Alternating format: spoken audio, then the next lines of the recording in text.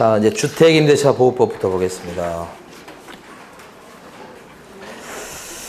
자, 주임법에서는 첫 번째 박스에서는 2번 법인은 주임법에 적용을 받지 않는 게 원칙이다. 그렇죠?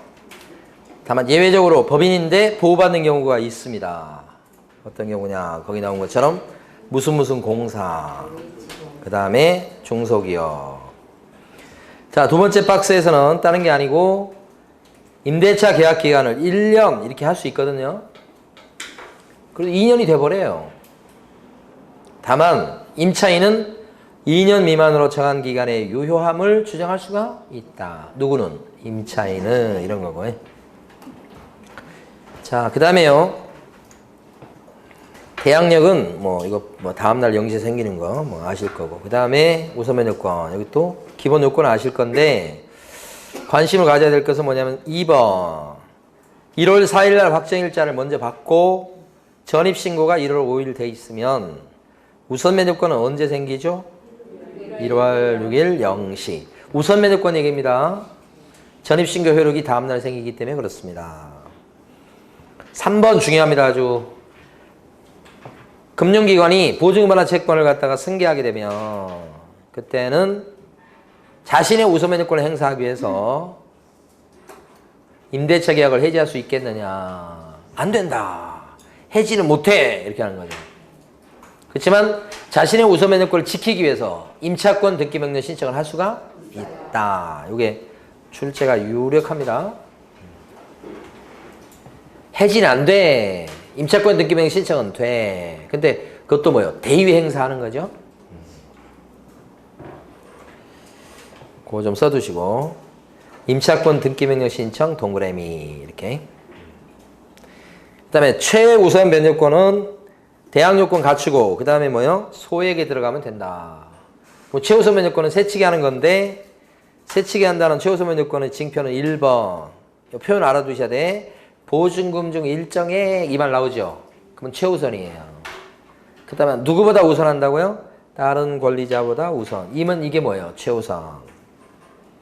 그러려면 인도 플러스 전입신고라는 대항 요건을 늦어도 언제까지 갖춰야 됩니까? 2번 경매 등기 전까지 갖출 거 이런 거죠. 1번, 2번 요거 중요하고요. 그 다음에 4번에 보면 소액 임차인이 많이 있을 때는 소액 임차인의 몫이 낙찰가의 절반으로 줄어듭니다. 4번. 선순위 권리자를 보호하는 장치. 그 다음에 그 밑에 박스 보면 임대차가 종료했는데도 불구하고 주인이 보증금을 반환해 주지 못하는 상황일 때 우리 임차인은 단독으로 임차권 등기 명령 신청을 할 수가 있다. 2번 그때 발생하는 비용은 싹 누구한테 물릴 수 있다. 임대인. 임차권 등기를 딱 하는 순간에 혼자 사는 순간에 3번처럼 대항력을 취득하고 우선면제권을 취득하기도 하고 또 유지시키기도 한다. 그렇죠. 근데 효과가 생기는데 핵심은 4번, 5번, 6번이에요. 그래서 여기 보면 보증금을 나중에 돌려주는 것과 임차권 등기를 말소시켜주는 것은 동시행 관계에 있는 게 아니고 보증금 반환이 뭐예요? 선이행 의무다. 그 다음에 임차권 등기가 된 이 사람은 배당 요구 않고도 배당을 받을 수 있는 권리자다. 5번. 또 한 가지 임차권 등기가 된 뒤에 소액 임차인이 혹시 들어왔다면 그 소액 임차인은 아무리 소액이지만 최우선 면제 받을 수 있는 권능은 없다. 6번. 4번, 5번, 6번이 중요한 거예요. 자, 기타에서는 보실 게 주택임대차는 계약기간 동안에 올릴 때 보증금이든 월세든 5%를 초과해서 증액할 수는 없다. 20분의 1이 5%죠. 상가도 5%죠. 주택도 5%고. 자, 근데 오른쪽에 재계약할 때는 증액 제한을 받지 않는다. 그죠? 근데 요게 이제 아까 민간 임대 등록 주택일 때는 그때는 임대 의무 기간 동안에는 5%로 제한을 받게 된다. 이런 거죠. 그게 이제 요 지금 주임법하고 다른 내용이에요. 여러분들은 사실은 이제 민간임대주택법이 여러분 시험범에 들어간 건 아니기 때문에 그건 출제 가능성은 희박하고요. 주임법 내용을 알고 계시면 돼요. 그 다음에 이제 2번은 보증금의 전부 또는 일부를 월세로 전환할 때 주택 같은 경우는 연 10% 하고 그 다음에 기준금리 플러스 3.5% 요 두 개 중에서 뭐예요? 낮은 비율을 초과할 수 없다. 대부분 이쪽이 낮아요. 더하기입니다. 3.5% 이렇게. 그 다음에 3번에 보면 이해관계인은 관련 정보 제공 요청을 갖다가 임대인의 동의 없이도 할 수 있는 사람이고 확정일자 찍어준 데 가서 근데 반면에 이제 막 임대차 계약을 체결하려는 사람은 누가 오케이 해줘야 됩니까? 임대인. 그래야 정보를 떠들어 볼 수 있죠? 네. 자, 테마 12번입니다. 상가건물 임대차 보호법은 적용 범위에서는 일단 사업자 등록 대상이 되는 영업용 건물일 때 적용이 됩니다. 그죠? 사업자 등록 대상이 돼야 돼요. 그러니까 뭐 교회라든지 동창회 사무실은 사업자 등록을 못 하니까요. 사업자 등록 대상이 되는 게 아니기 때문에 보호를 못 받는다 이런 건데 또 한 가지 적용되려면 적용 보증금 이하여야 됩니다. 이하 원칙적으로. 그때 이제 적용 보증금을 갖다 지역에 따라서 반드시 암기를 하셔야 돼. 서울은요. 9억 이하. 과밀억제 권역이나 부산은요. 6억 9천 이하. 암기하셔야 됩니다. 광역시나 세종시는요. 6, 9, 54, 5억 4천. 기타 지역은요. 3억 7천. 이렇게 되는데 요 광역시 내 군지역은 자 특징이 광역시 기준 따라가는 게 아니고 기타 적용을 받는다. 제목 옆에 써져 있죠. 광역시 내 군지역은 못 따라간다고요? 기타 지역을 적용을 받게 됩니다. 이렇게. 기타 적용을 받습니다. 자, 요걸 꼭 암기를 하시고 이 적용 보증금 이하일 때 적용된다. 원칙이다. 그러니까 상가 건물 임대차 보호법은 이 적용 보증금 이하일 때는 이런 경우에 이하일 때는 모든 조문이 적용된다 이렇게 생각하시면 돼요. 이렇게. 그것이 이제 2번 얘기입니다. 2번을 철저히 암기해 두실 거. 자, 그런데 적용보증금 이하가 아니고 적용보증금을 넘어갈지라도 초과했을지라도 예외적으로 상가 건물 임대차 보호법의 요 조문 중에서 일부 조문은 적용이 되더라 이런 얘기죠. 초과해도 적용되는 거 뭐가 있을까요? 적지 마시고 이게 어디 가보시냐면 테마 13번 한번 가보세요. 테마 13번 제일 아래 끝부분 다이아몬드가 3개 있는 것 중에 끄트머리 다이아몬드요. 적용보증금을 초과하는 경우에도 적용되는 경우가 있다. 어떤 경우라고 어떤 경우입니까? 그게 네, 3표 차이로 대권을 갱신했다. 이렇게 3자가 뭐냐면 3기 연체가 있을 때 해지 사유가 된다는 거. 그 다음에 표준 서식을 권장할 수 있다는 거. 그 다음에 대항력 주장할 수 있다는 거. 권리금을 보장해 준다는 거. 갱신 요구권 이런 것들은 초과해도 적용되죠. 그 얘기입니다 지금. 근데 우선 면접권은 어때요? 초과하면 우선 면접할 수 있는 권능은 없지요. 이거. 자, 요 이하일 때 요 규모 암기하는 거 중요하고요. 뭐 초과했을 때 적용되는 거 요거 암기하는 거 중요하고요. 다시 12번 와 보십니다.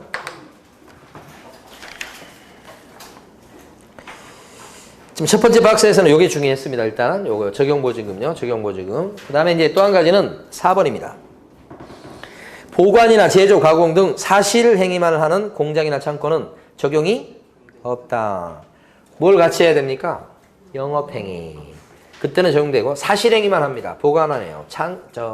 제조만 해요. 만들기만 해요. 그러면 적용이 없다. 넘어가면 되겠고요. 그 다음에 두 번째 박스 보면 갱신 요구권. 갱신 요구는 누구한테 요구할 수 있죠? 임차인이 임대인 보고. 아무 때나 요구할 수 있는 건 아닌데 1번에 보면 언제부터 언제 사이에 갱신 요구하는 겁니까? 임대차 기간이 만료되기 6개월 전부터 1개월까지 그 사이에 요구. 그러면 갱신 요구는요. 최초의 임대차 기간을 포함해서 2번. 몇 년을 넘지를 못하겠다? 10년. 최장 10년이죠. 그때 3번에 있는 것처럼 갱신 요구하면 임대차 조건은 전 임대차와 동일한 조건을 한 것으로 보지요. 다만 갱신 요구가 있을 때 이제 주인은 보증이나 월세를 증액할 수는 있죠.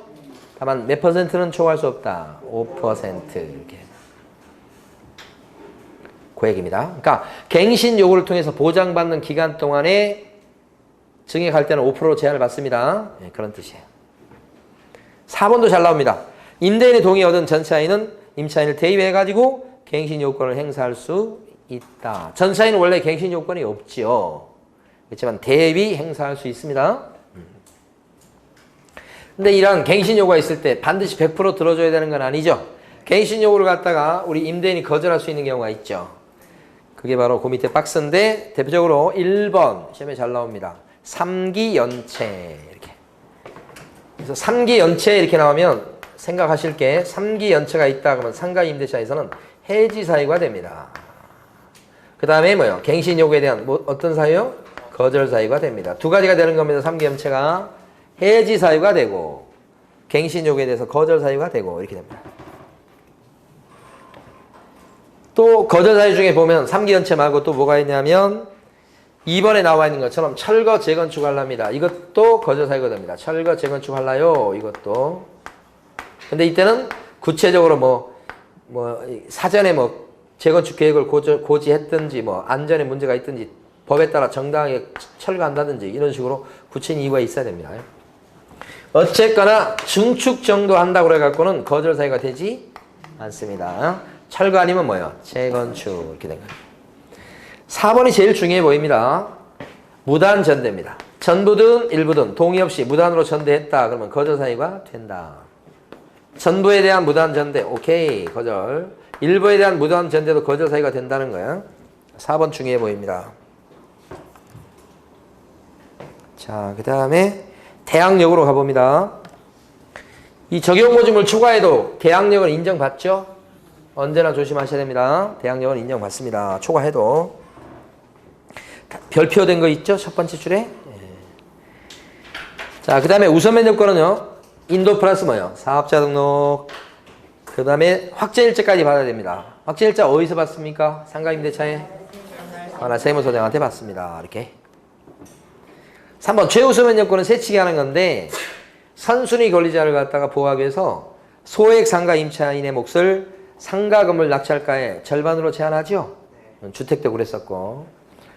자, 그 다음에 거기 나와 있는 거 7번 내용 보십니다. 7, 8 이렇게 넣은 7번 열람 또는 제공 요청. 이게 정보 제공 요청인데 중요한 거.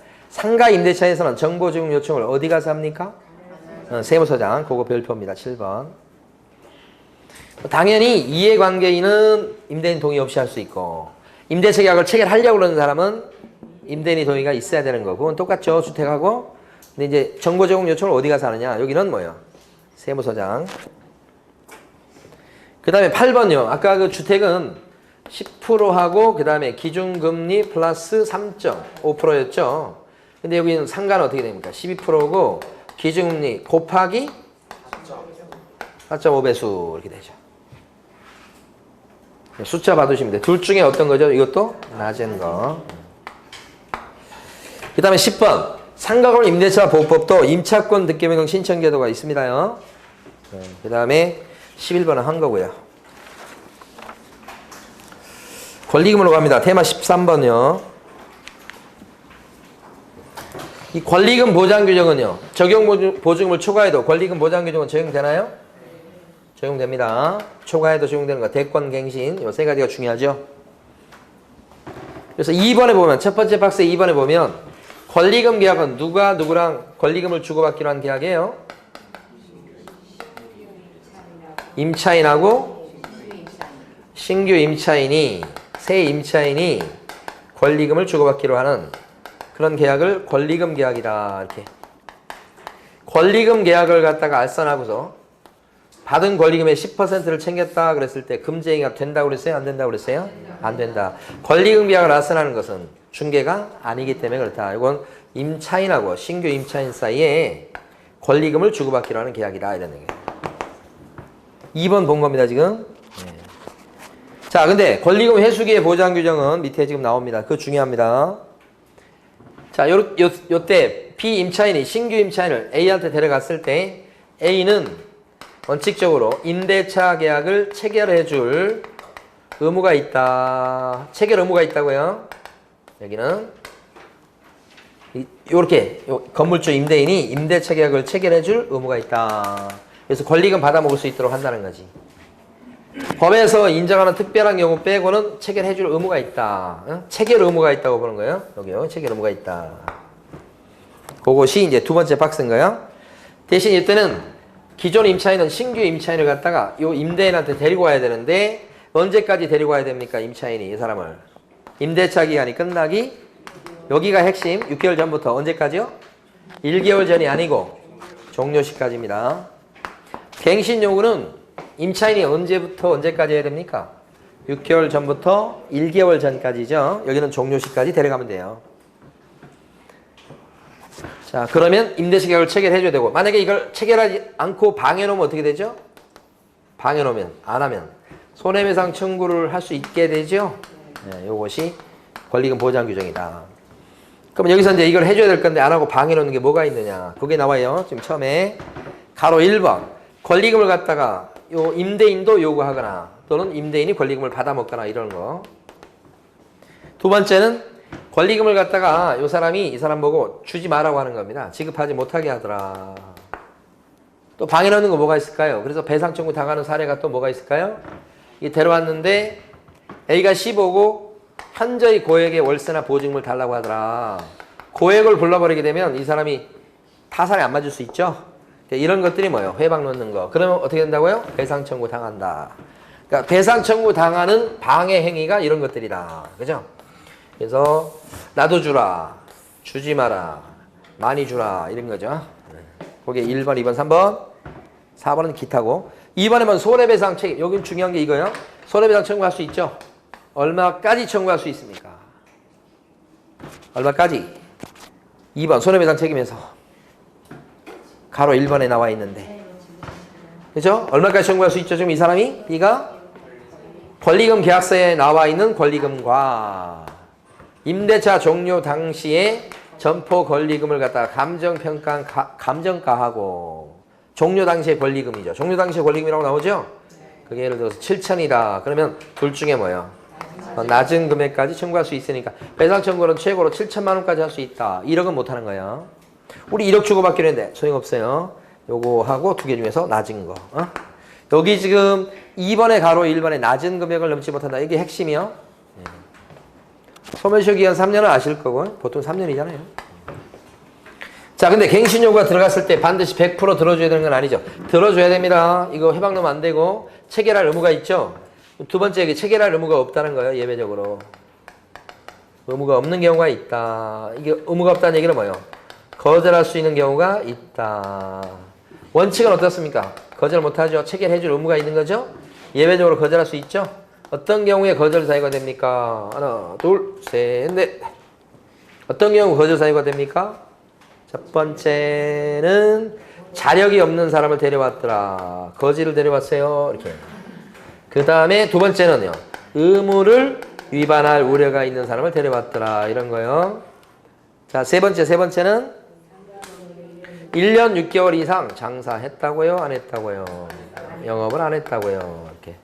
네 번째는 임대인이 구해온 사람인데 그 사람이 배신을 했다고요. 임대인이 선택한 사람인데 권리금을 주려고 그런다. 그럼 너하고 안 할래? 라고 해볼 수 있다. 그런 것들이 세 번째 박스 내용이죠. 자, 표준서식 두 개 고발합니다. 여기 보면 권리금 계약서의 표준서식은 누가 권장하고요? 국장이 권장합니다. 이렇게. 자, 요 임대차 계약서의 요 임대차 계약서 있죠? 임대차 계약서의 표준서식은 누가 권장하죠? 법무부 장관. 자, 그래서 국장, 권리금 계약서 이거 꼭 기억하시고. 자, 됐습니다. 이제 테마 14번 넘어갑니다. 자, 매수신청 대리인요. 여기에서는 보실 게 매수신청 대리인이 되려면 요렇게 개업 공인중개사만 매수신청 대리인이 될 수 있어요. 이렇게 매수신청 대리인 될 수 있는 것은 개공뿐이다. 그럼 개공이 되기 위해서는 그 전에 자격증을 딴 공인중개사이거나 법인이었을 때만 등록을 해준다 이거잖아요, 원래. 그러니까 개공이 되면 이렇게 할 수 있다. 그러니까 자격증이 있다고 해도 자격증 딴 사람이 이 사람이요 건너뛰어서 이렇게 매수신청대로 등록할 수가 없어요. 하기 싫어도 무조건 요거 일단 개공으로 오픈해야 돼요. 자, 그 다음에 개업공인중개사 종류 중에 보면 공인중개사인 개공이나 법인인 개업공인중개사는 등록할 수 있는데 반해서 부칙개공은 어때요? 안 껴줍니다. 이렇게 되죠. 그러니까 모든 개공이 등록할 수 있는 것은 아니다. 여기 빼고 빠지고요. 이렇게. 예, 그러면 여기서 첫 번째 박스는 뭐냐면 매수신청 대리인 등록할 때 갖춰야 될 요건이 뭐냐? 세 가지인데요. 세 가지 어떻게 되죠? 첫 번째 공법 교육을 어떻게 된다고요? 보충하시라. 다시 한번 공법 교육을 보충하시라. 그래서 1번에 있는 것처럼 개업공인중개사이거나 법인인 개업공인중개사일 거 부칙개공 안 된다는 얘기죠. 그거 1번. 두 번째 경매 실무교육을 받으셔야 됩니다. 이 교육은 무슨 교육요? 경매 실무교육. 어디 가서 받습니까? 법원 행정처장이 지정하는 교육기관에 가서 받습니다. 법원 행정처장입니다. 중요합니다. 이게요. 그러니까 요 매수신청 대리인 등록요건 3가지, 여기 등록요건 3가지 매년 나오는 겁니다. 그 다음에 법인의 경우 요 경매 실무교육을 누가 받습니까? 대표자만 받으면 끝이죠. 교육시간이 어떻게 해요? 길죠? 32, 44. 마지막 날 시험도 보죠? 평가? 그래서 합격해야 됩니다. 패스가 돼야지만 수료증 나온다. 이렇게.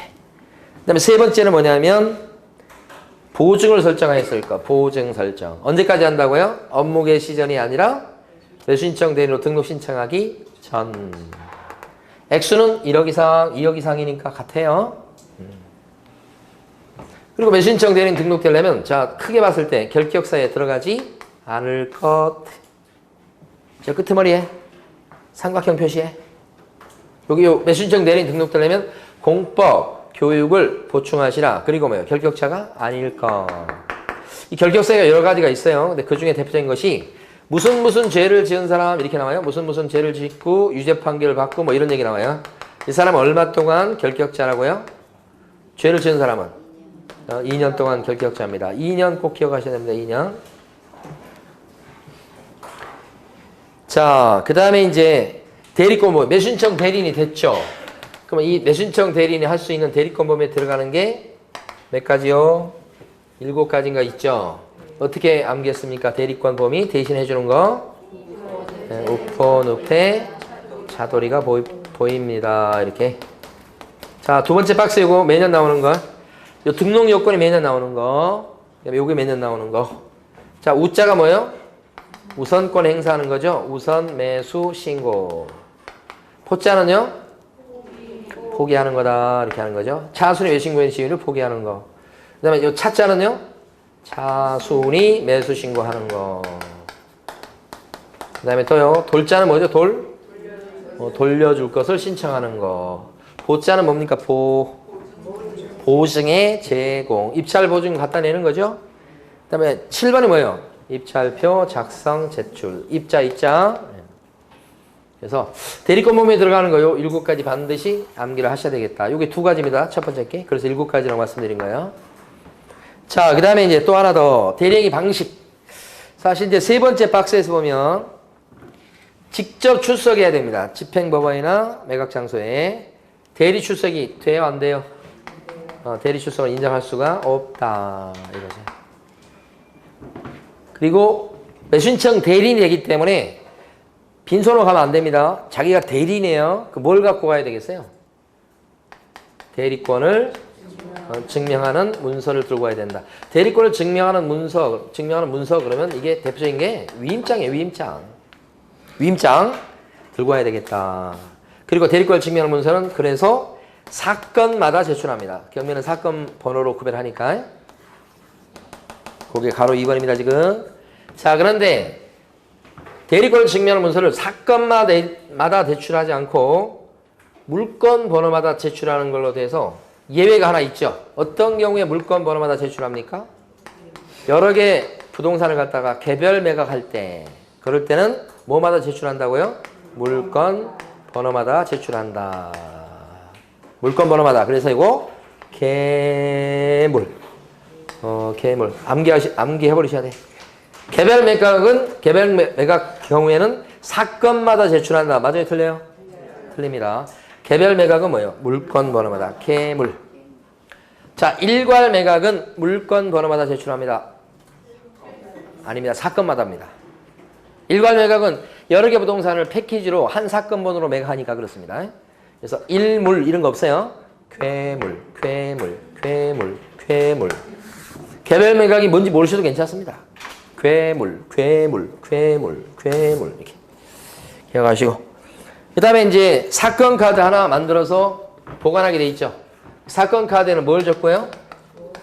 보수하고 보수액을 적도록 돼 있어요. 그리고 몇 년간 보존합니까? 5년. 여기다가 날인합니까? 사건 카드에 날인하지요. 어떤 도장으로 날인해요? 등록된 도장. 그 다음에 확인설명서입니다. 확인설명서 여기도 가만히 보면 보존하죠. 몇 년간 보존? 5년간 보존. 두 개를 같이 철을 해서 보존합니다. 그리고 확인설명서에도 도장 찍습니까? 네, 어떤 도장요? 등록된 도장 찍습니다. 그래서 5년간 보존 이렇게 하는 거죠. 확인설명서 보존기간 3년 안 해요 여기? 5년이에요. 자, 테마 15번. 보수에 대해서 규제하는데요. 보수에 대해서 일단 매수인청 대리인의 보수는 법정 상한선이 있겠죠. 뭘로 정해요? 법정 상한선? 예규. 조례 아니고요. 그래서 예규에서 정한 범위 안에서 받는다. 그리고 이 보수 받았을 때는 뭘 써주라고요? 영수증을 작성 교부해라. 영수증 써주라고 되어 있습니다. 가로 3번 교부 영수증 써주게 돼 있죠. 그리고 몇 년간 보존하고요? 영수증 보존 기간이 없죠? 아까 사건 카드 5년, 확인설명서 5년, 그렇지만 영수증은 보존 기간에 대한 규정은 없다. 또요, 보수 지급 시기. 매수인청 대리인의 보수는 보수 지급 시기 있잖아요. 보수 지급 시기. 약정이 없을 때는 언제 주는 거죠? 약정이 없다면 매수인청 대리인의 보수는 대금. 너무너무 중요한데요. 지급 뭐요? 기한일로 한다. 요거 중요합니다. 대금 지급 기한일로 해요. 이렇게 한다. 대금 지급 기한일로 한다. 요거 중요하고요. 작년 시험에 나왔었죠, 이게. 그 다음에 밑에 보시면 구체적인 범위는 보니까 크게 보수가 있고 그 다음에 또 뭐가 있어요? 실비가 있죠. 여기가 중요한데 이 부분이 아직 시험에 많이 나와 있지는 않습니다. 그러니까 가만히 건드린 거 보면 요 정도까지 이제 여기까지 해서 요렇게 건드렸고요. 여기를 안 냈어요, 거의. 그 보수와 관련해서 보면 두 가지로 나뉘죠. 상담 및 권리분석 보수가 있고 또요, 대리 보수가 있죠. 상담 및 권리분석 보수는 많이 받으면 얼마요? 최고 얼마요? 50 정도 됩니다. 대리보수는 두 가지로 나뉘죠. 매수인이 되게 만들어줬을 때 하고 낙찰자가 되지 않았을 때 하고 다르죠. 매수인이 됐다 그러면 그때는 어떻게 돼요? 매수인이 되게 만들었다 그러면 이때 보수는 얼마? 그죠? 감정가의 1% 또는 최저가의 1.5% 이하인데 이쪽 부분 많이 안 나왔다고 말씀드렸잖아요. 그러면 여러 가지 게 있지만 1순위로 먼저 내야 될 건 이걸 내야 됩니다. 이거. 낙찰을 받았을 때요. 여기 제일 핵심이야. 바뀌면 안 됩니다. 감정가가 1%입니다. 매수인이 되지 못했을 때는 그때는 뭐예요? 최고 50이요. 예, 비슷하게 받는 거예요. 그런 얘기가 나와 있고요. 그 다음에 이제 뭐가 있는가? 실비 받는 게 나오네. 실비? 실비는 통상비용. 가까운 거리 교통비 같은 건데 실비에 포함되지는 않습니다. 자, 실비에 들어가는 것은 어떤 비용을 실비로 받아낼 수 있나요? 특별한 비용. 특별한 비용은 원거리 출장비 이런 거예요. 그걸 받을 수 있다는 뜻입니다. 원거리 출장비 이렇게. 제주도 막 입찰대리 갈 때 비행기 값 이런 거. 이게 특별한 비용이 들어간다. 그것이 어디에 들어가요? 실비.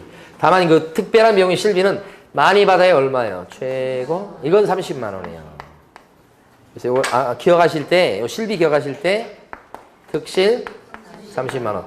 아무것도 아닌 것 같습니다만 이거 중요합니다. 특별한 비용만 어디에 들어가요? 실비. 통상비용은 안 들어가는 거 꼭 기억하시고 통상비용은 보수에 포함돼서 받은 걸로 치는 거예요. 보수 받으면. 그 다음에 실비는 많이 받아야 얼마요? 32요. 이렇게 된 거죠.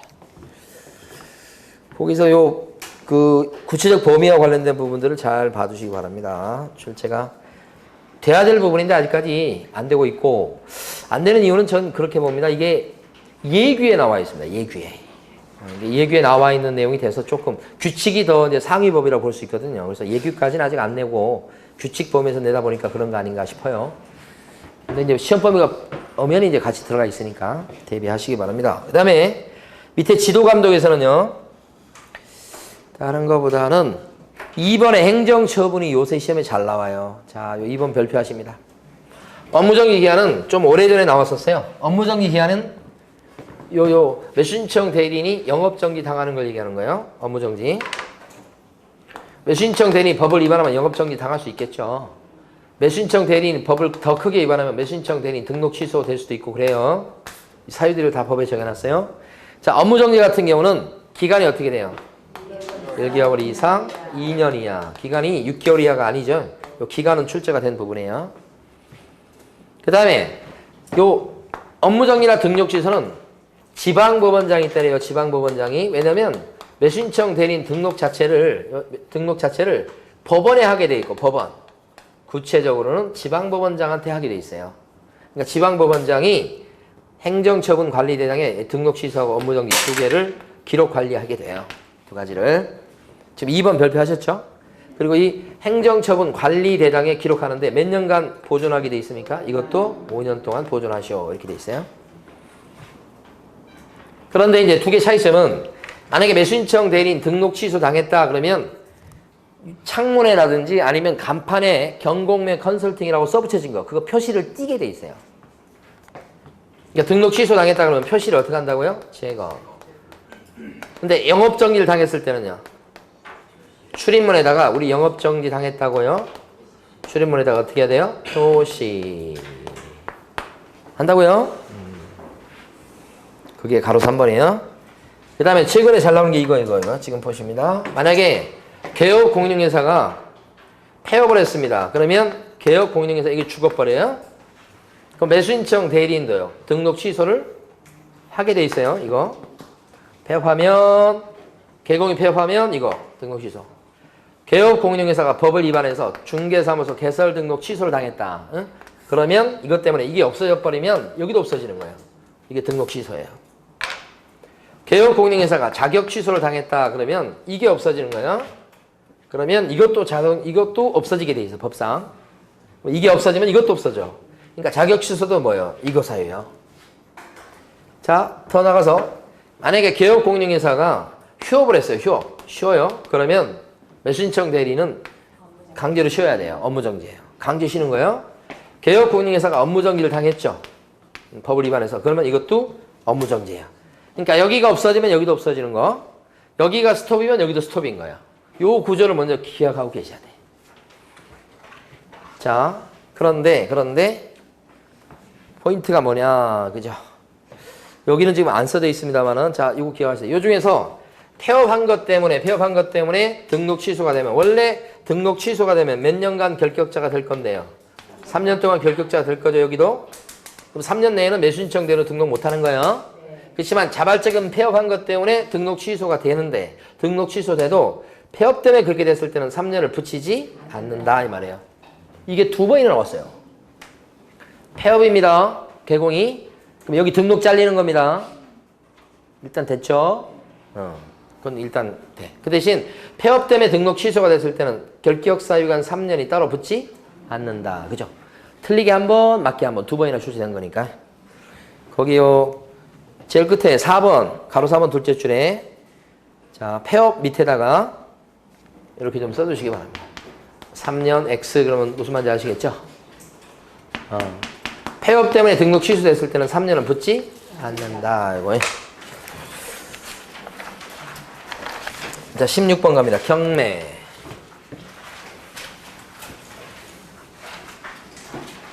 경매 절차가 여기 지금 보면 총 10단계 절차가 나옵니다.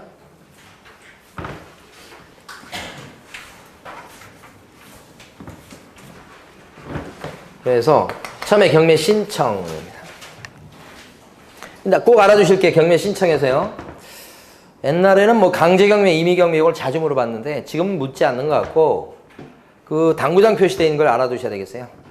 자, 경매 신청이 되면 경매 등기가 되는데 보통 경매 등기가 되면 압류의 효력이 발생합니다. 보통. 그런데 이제 옆에 조문에 보면 뭐라고 되어 있냐면 경매 등기 또는 뭐라고 되어 있습니까?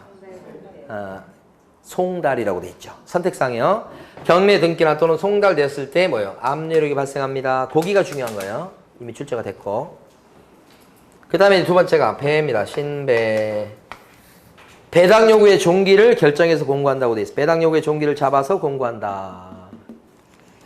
그렇죠? 배당 요구의 종기란 뜻이 아니고 종기가 여기입니다. 마지막 날 여기입니다라고 이때 공고한다고요. 자, 그 다음에 신배, 준공. 준자가 뭐죠? 매각, 준비. 기억나시죠? 매각, 준비, 신배, 준공. 앞에 네 단계 절차는 알아두셔야 돼. 매각, 준비. 그 다음에 뭐요? 공고죠? 그리고 매각 공고라고 지금 제가 줄여서 써놓은 겁니다. 매각 기일과 매각 결정기를 지정하고 공고하고 통지하는 겁니다. 줄이면 매각 공고예요. 근데 이 매각 공고는 그 뒤에 이제 2주 뒤에 매각을 실시할 거거든요. 매각 실시입니다. 그 뒤에가. 그렇잖아요? 매각 실시하는 날을 옆에 보니까 뭐라고 적혀 있어요? 매각 기일. 그죠? 그때 매각 공고는 매각 실시하는 매각 기일로부터 언제 공고합니까? 2주 전 공고라고 보이십니까? 네, 이거 한 번도 출제된 적은 없는데 대비하셔야 되겠다. 매각 공고는 언제 한다고요? 2주 전 공고 이렇게 한다고요. 그때 이제 매각 실시할 때 보면 매각을 실시하는 방법 몇 가지 있다고요? 3가지. 기일 입찰, 호가 경매, 기간 입찰. 뭐 이런 거 모르실 분 없죠? 그 다음에 3번에 보면 시험에 잘 나오는 거 매수 신청해 들어올 때 걸어야 될 매수 신청 보증금 10% 있죠? 뭐의 10%인가요? 최저 매각 가격의 10%다. 이거 10번 이상 나온 거 이거.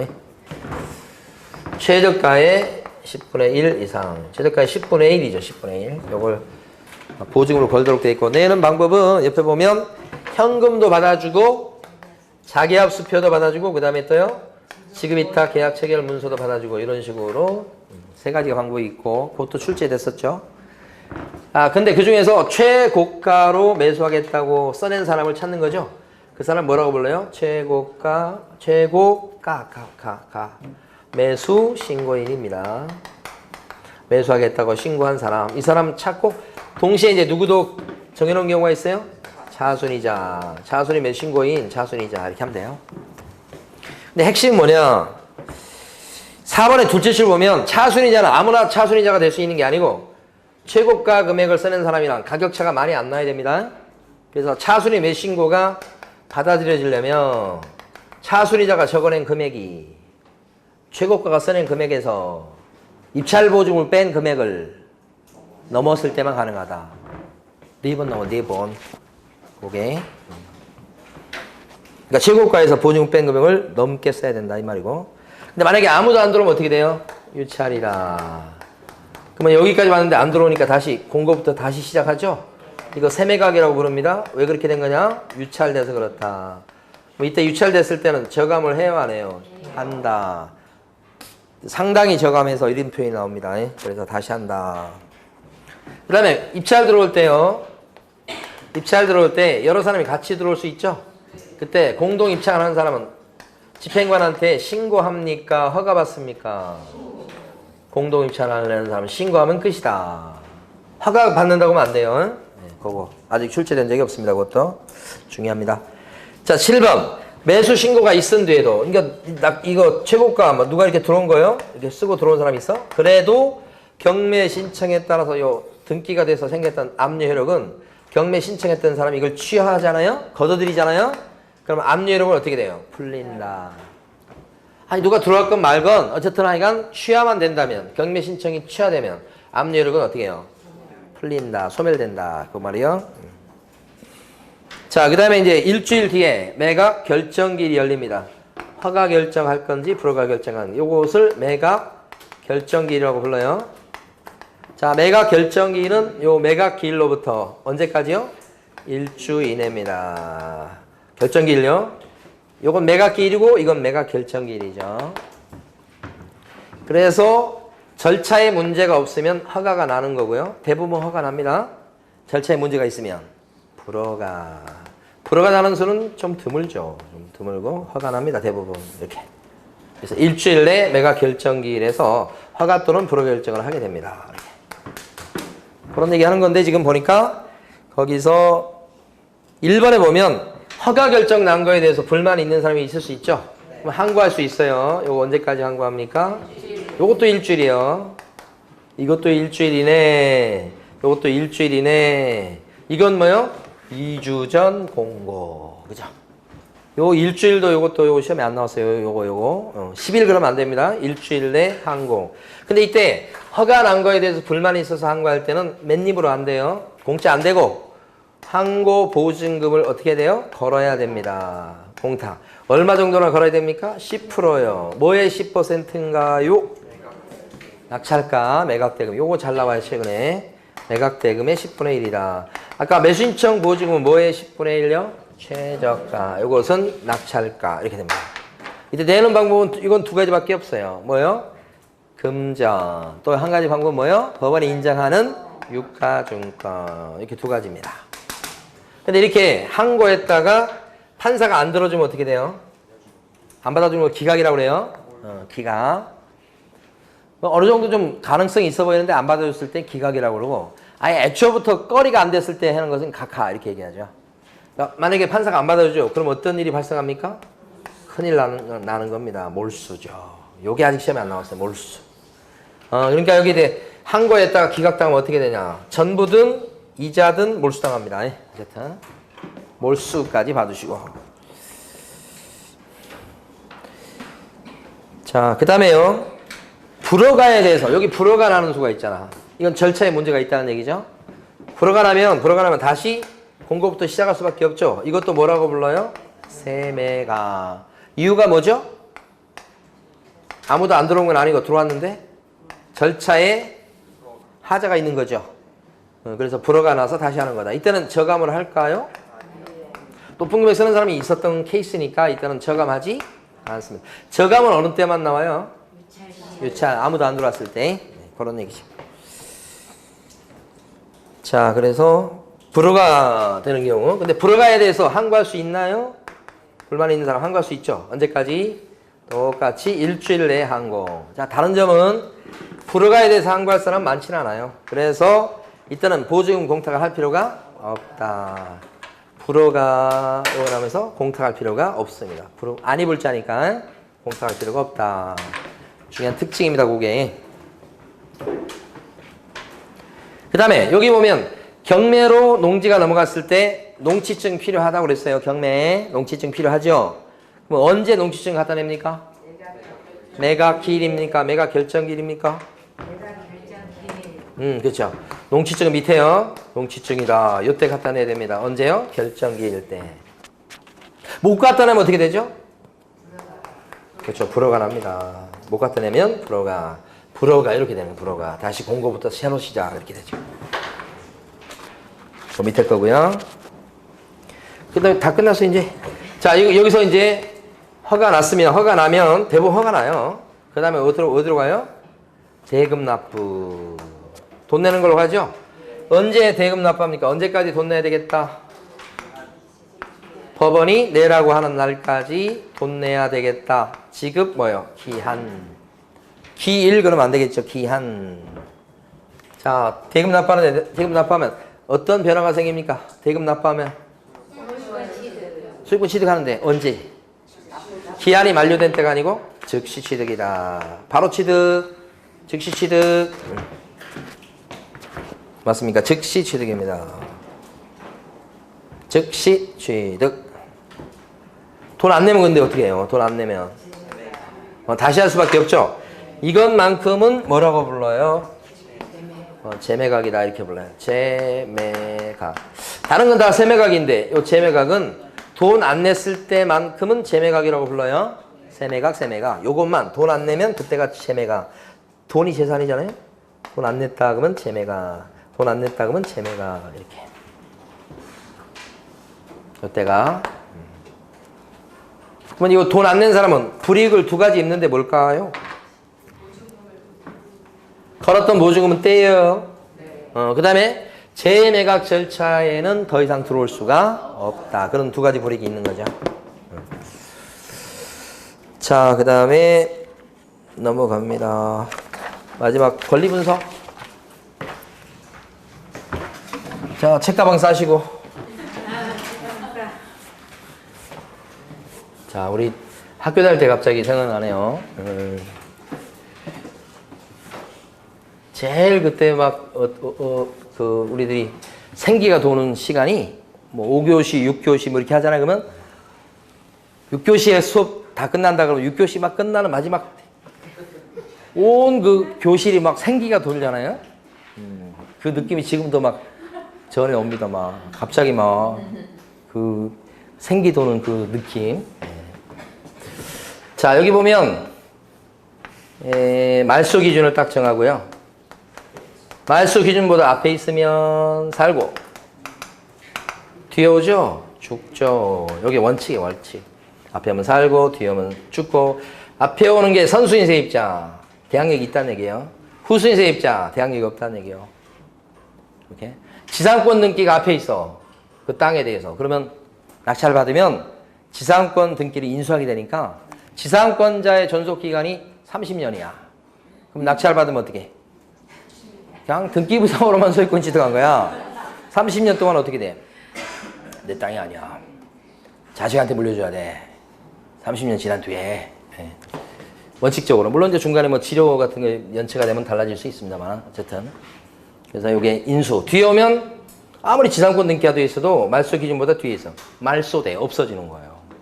그게 대항력이 없다는 뜻이에요, 이게. 이런 말소 기준 역할을 하는 게 큰 덩어리가 4개가 있죠. 암기할 때 우리가 경매, 당, 자, 앞 이렇게 암기했다고. 경매 등기 말소 기준 됩니다. 이것도 담보가 등기, 당은 저당권, 근저당권 이런 거. 압은요, 압류, 가압류 등기 이렇게. 요 4가지 등기 중에 등기부상 제일 빠른 거 하나만 말소 기준. 기준 하나밖에 없으니까 이것들이 말소 기준. 얘의 특징이 뭐냐면 전부 다 돈을 좋아하는 등기들이에요. 돈. 그래서 이거 경매에 넘어갔다 그러면 전부 다 뭐예요? 배당에 쭉 줄 서요. 그래서 힘 닿는 데까지 받고 다 받든 못 받든 어떻게 소멸 이렇게 되는 거죠. 그래서 말소 기준은 없어지는 출발점이에요. 그러니까 여기서 없어지기 시작하니까 뒤로 쑥 없어진다 이런 뜻이 이 말이 이거예요. 이거 앞에는 인수 이렇게 되는 거지. 그러니까 권리 분석을 갖다 기계적으로 해보는 거예요. 여기. 다만 이제 여기 원칙이고 예외가 있죠. 뒤에 오는데 인수되는 경우가 있죠. 가장 대표적인 것이 유치권이죠. 유치권이 저당권보다 분명히 뒤에 오는데도 유치권자가 막 큰 소리를 치는 거예요. 내 공사대금 안 물어주면 나 못 나가 이렇게.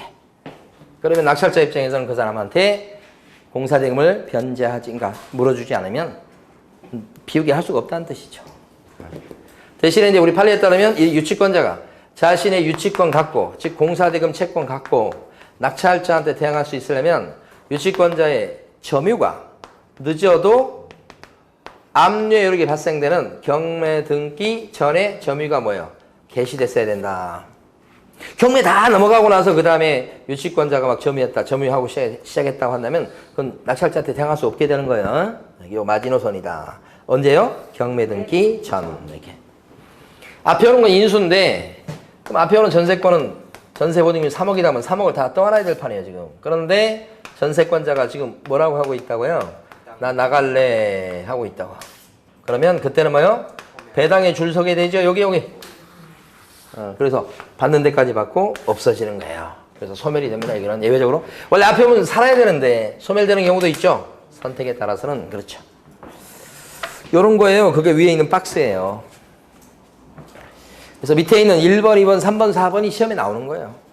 1번 보시면 지상권, 지역권, 전세권 및 등기된 임차권은 저당, 압류, 가압류 채권에 대항할 수 없는 경우에는 어떻게 된다고요? 매각으로 소멸하게 된다. 대항할 수 없다는 얘기는 뭐예요? 뒤에 온다는 얘기죠? 뒤에 온다는 얘기요. 그 다음에 2번 매수인은 유치권자에게 유치권으로 담보하는 채권을 물어줄 책임이 있다. 매수인이 누구예요? 낙찰자. 낙찰자는 유치권자한테 유치권으로 담보하는 채권을 갖다가 물어주지 아니하면 비키라고 못한다. 그래서 책임이 있다는 뜻이죠. 2번 잘 알아두셔야 되고 3번 판례죠. 판례. 매수인에게 대항하려면 유치권자의 점유가 늦어도 압류력이 발생되기 전에 개시됐어야 한다. 4번 전세권은 저당, 압류채권, 가압류채권에 대항할 수 있는 경우에도 전세권자가 배당 요구를 했다면 그때 어떻게 돼요? 매각으로 소멸하게 된다. 그렇죠? 다 끝났으면 막 생기가 돋아야 되는데 자, 퇴청해 주시기 바랍니다. 수고 많으셨습니다. 네.